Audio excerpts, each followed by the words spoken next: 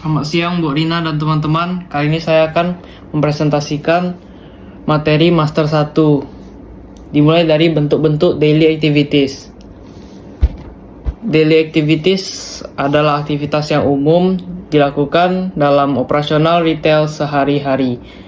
Terbagi menjadi beberapa bentuk yang saling terkait dan tidak terpisahkan. Semua aktivitas tersebut sangat penting bagi keberlangsungan bisnis retail. Beberapa bentuk daily retail activities serta manfaat dari melakukan aktivitas tersebut antara lain sebagai berikut.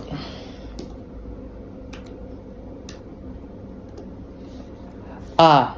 Di sini dimulai dari pelayanan toko retail, pelayanan pelanggan toko retail. Ini harus pelayan toko retail itu harus bisa mempelajari karakter tiap pelanggan dan cara yang tepat untuk melayaninya. Hal ini membuat pelanggan merasa puas sehingga akan mendatang kembali, bahkan mempromosikan toko retail kita kepada orang lain. Selain itu, pelayan toko juga harus menguasai semua informasi tentang produk, letak produk, dan lainnya agar dapat membantu dan memberikan rekomendasi kepada pelanggan yang datang. Selanjutnya, ada pengelolaan persediaan barang atau stok. Bisnis retail itu perlu mengelola stok dengan baik.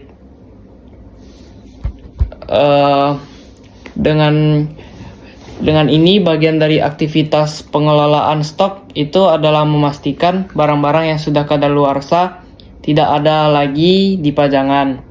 Pengelolaan persediaan juga berkaitan dengan kegiatan memastikan stok produk selalu tersedia sehingga mencegah pembeli beralih ke toko lain. Pegawai toko retail juga harus mengetahui jumlah stok yang tersisa, menentukan kapan waktu yang tepat untuk memesan kembali, dan memastikan kapan barang pesanan tersebut sampai. Selanjutnya, penataan barang. Berkaitan dengan kerapian dan kesesuaian tempat untuk menaruh barang. Pegawai harus menata produk serapi mungkin dan memastikan rak penyimpanan tetap bersih. Pegawai juga bisa menata produk dengan membentuk susunan tertentu pada acara-acara atau perayaan-perayaan khusus untuk meningkatkan daya tarik. Salah satu metode yang sering digunakan dalam menata barang ini adalah FIFO atau first in first out, yaitu barang yang pertama masuk berada di pajangan terdepan agar lebih cepat untuk dijual. Lalu selanjutnya, penjualan dan transaksi. Kegiatan menjual produk kepada konsumen meliputi memberitahukan harga barang, mengelola dan menyediakan berbagai sistem pembayaran, memastikan sistem pembayaran berjalan lancar, menyediakan uang kembali untuk pembeli yang membayar tunai, dan sebagainya. Penjualan produk juga dapat menekankan biaya penyimpanan dan resiko penumpukan produk.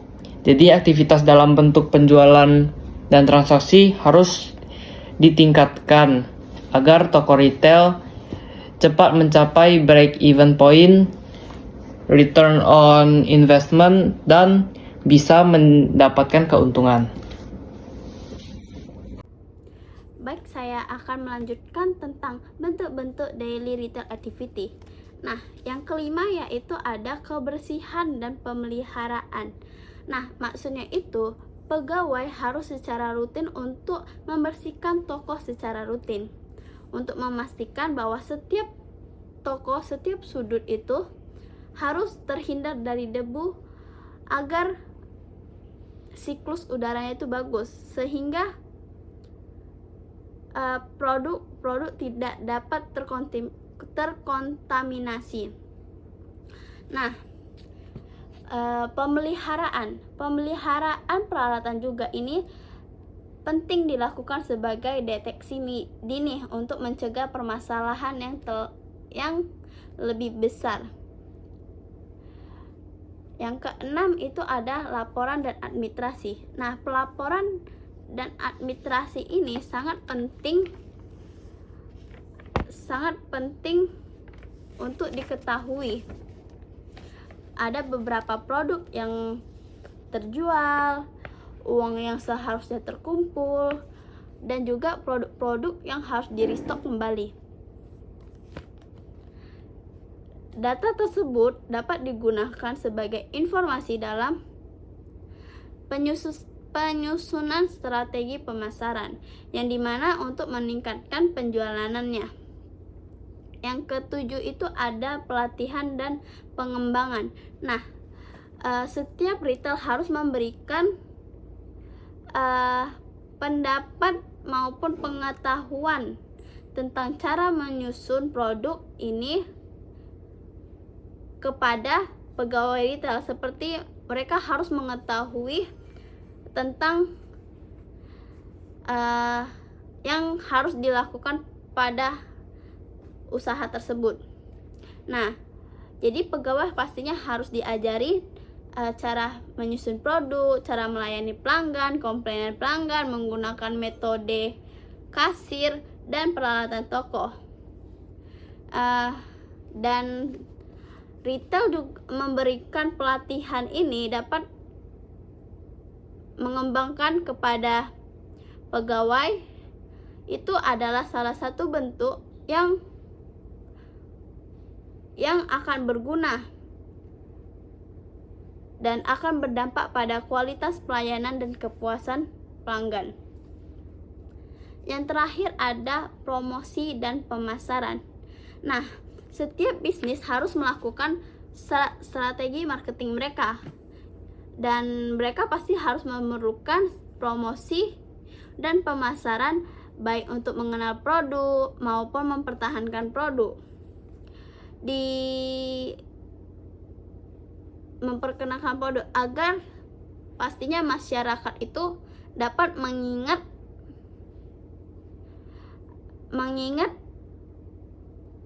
hal tersebut. Jadi pesaing bisnis di bidang retail makin ketat, sehingga pembisnis harus mencari strategi yang tepat untuk meningkatkan penjualan mereka, si pembisnis ini. Nah, aktivitas promosi dapat memasarkan juga untuk bertujuan memperluas jangkauan dan meningkatkan daya saing bisnis. Nah, pada itu semakin zaman pasti akan semakin banyaknya saingan, serta kita harus mengikuti zaman yang berkelanjutan gitu. Selanjutnya akan dipresentasikan oleh Master 3. Materi selanjutnya akan dibawakan oleh saya. Yang ketiga ada memastikan pajangan rak, promosi dan label harga. Pemeriksaan pajangan promosi dan harga yang berlaku pada hari tersebut sangat penting, sebab hal ini akan berpengaruh pada jumlah pendapatan hari dan keberhasilan promosi.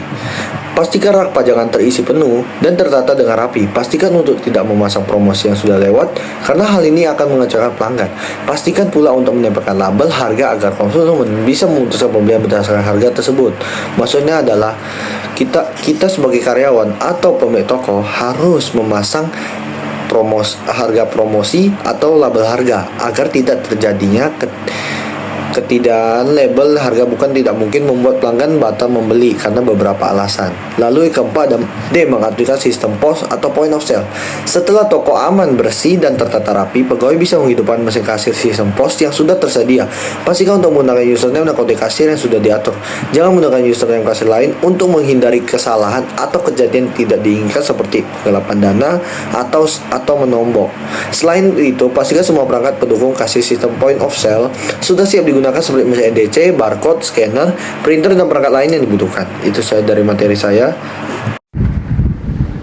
Selamat sore Miss, selamat sore teman-teman. Hari ini saya akan mempresentasikan tentang melakukan koordinasi harian sebelum pembukaan, melaksanakan aktivitas penjualan, memastikan jumlah persediaan mencukupi, dan melakukan penutupan harian.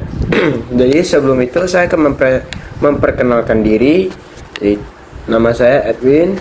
Nah, Jadi, melakukan koordinasi harian atau briefing sebelum pembukaan, yaitu briefing itu adalah kegiatan pengarahan ataupun koordinasi yang dilakukan oleh pegawai sebelum toko dibuka dan aktivitas penjualan dimulai.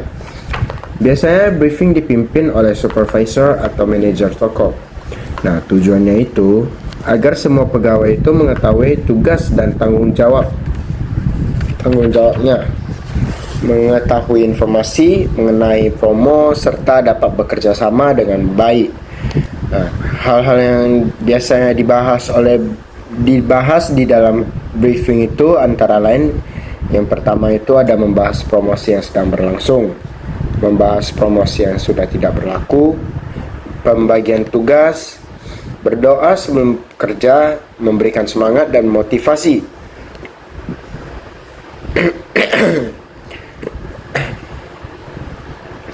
Contohnya seperti sebelum toko dibuka, supervisor mengumpulkan pegawai untuk menjelaskan promo hari itu. Kemudian tugas tersebut dibagi seperti satu pegawai menjadi kasir dan pegawai lainnya mengisi stok. Setelah itu mereka berdoa dan diberikan motivasi sebelum mulai bekerja. Nah, yang kedua ada melaksanakan aktivitas penjualan. Jadi setelah briefing tersebut selesai, pegawai tersebut mulai melakukan aktivitas penjualan sesuai dengan tugas dan tanggung jawab masing-masing. Aktivitas penjualan bukan hanya menjual barang, tetapi juga memberikan pelayanan yang baik kepada konsumen. Beberapa kegiatan yang dilakukan yaitu yang pertama itu ada menyambut konsumen, mengarahkan konsumen, membantu konsumen mendapatkan produk, menawarkan produk yang sedang promo, terus melayani transaksi dengan cepat dan benar. Nah, yang ketiga ada memastikan jumlah persediaan mencukupi. Jadi, saat toko buka dan aktivitas penjualan berlangsung, jumlah produk di rak akan terus berkurang karena dibeli oleh konsumen. Nah, oleh karena itu, pegawai harus selalu mengecek dan mengisi kembali rak yang kosong tersebut. Nah, kegiatan yang dilakukan tersebut yang pertama ada mengecek stok produk di rak, mengisi kembali rak yang kosong, mencegah produk habis, menghitung hasil penjualan, menganalisis produk yang paling banyak terjual, terus menyiapkan stok produk untuk hari berikutnya. Nah, contohnya seperti sebuah toko memiliki 20 botol air mineral. Setelah beberapa jam, 15 botol tersebut terjual sehingga tersisa 5 botol. Nah, pegawai tersebut mengambil stok dari gudang dan mengisi kembali rak agar pelanggan tersebut tetap dapat membeli air mineral. Nah, yang terakhir di sini ada melakukan penutupan harian.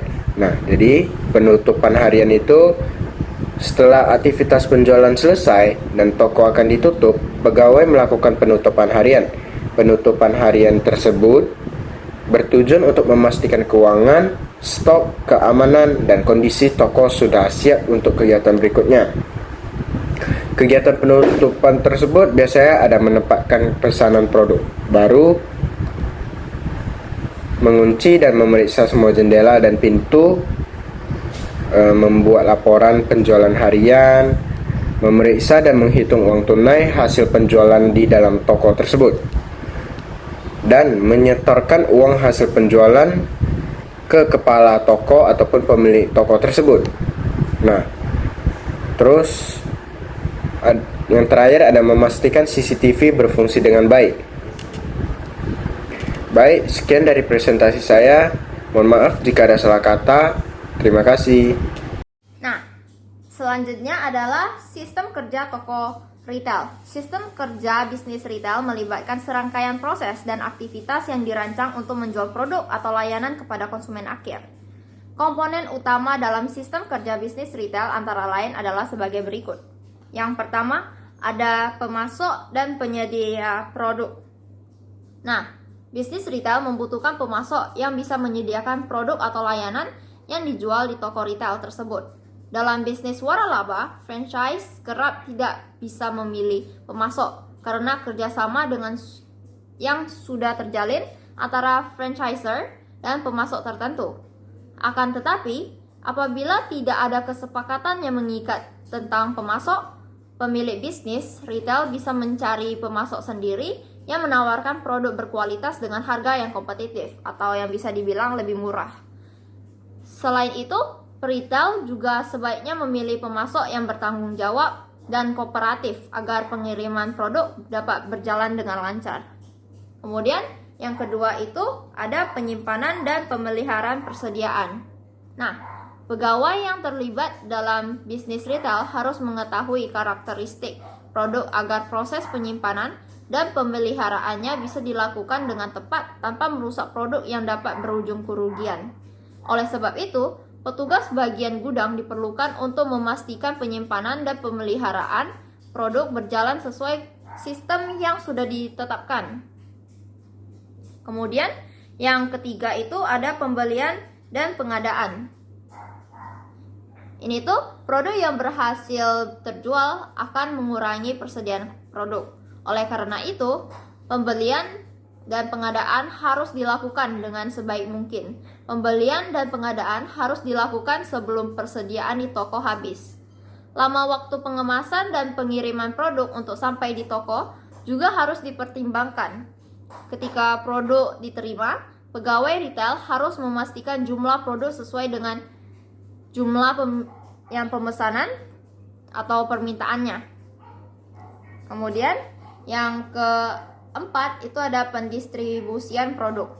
Nah, itu artinya setelah toko retail memesan produk kepada pemasok harus mendistribusikan produk tersebut ke lokasi retail dengan cepat dan tepat waktu. Pemasok harus memastikan produk tetap aman sejak pengiriman hingga tiba di tangan retail. Baik, sekian dari saya. Terima kasih.